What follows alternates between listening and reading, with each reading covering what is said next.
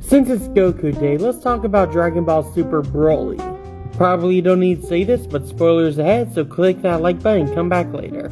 So when this movie came out in the US, I remember how popular it was. It was so popular, me and my friend had to wait in a line just to get to our seats. The only time that ever happened to me was during Avengers Endgame. My favorite character of the film has to be Broly. This movie finally made his character canon after the legendary Super Saiyan movie. This movie also did a good job with a better origin story with Broly instead of him just being some random baby being traumatized by Goku's crying as a baby. His character is so cool, but that motivation was just so stupid. I love the animation in this film. It is definitely a huge improvement from the Dragon Ball Super series. Like seriously, Super got a major upgrade with this movie.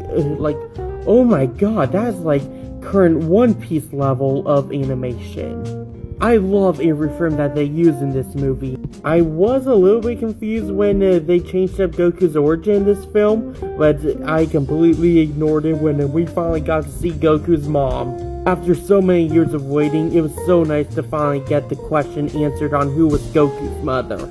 It was also really nice to see Raditz again, even though he was in the film for like less than 30 seconds and as a flashback.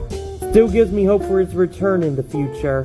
I have 4 favorite parts in this film. The first being that flash forward after the destruction of Planet Vegeta. It was nice to see a little bit of recap on who Goku and Vegeta's characters were and what they've been up to after the destruction of Planet Vegeta for newcomers of the Dragon Ball franchise.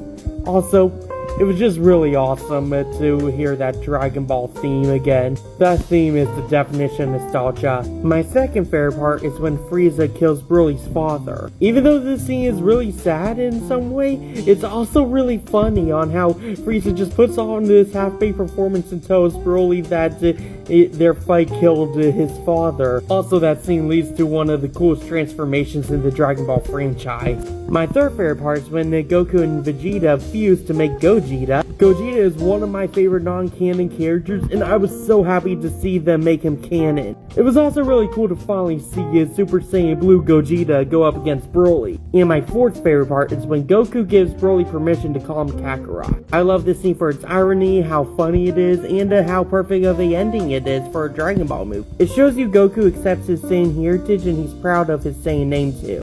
I give this movie a 9.1 out of 10, giving it an A. Anyway, that's the review. Go down to those comments and tell me what you thought, and click that like and subscribe button to keep up to date with all my latest content. See ya and happy Goku Day.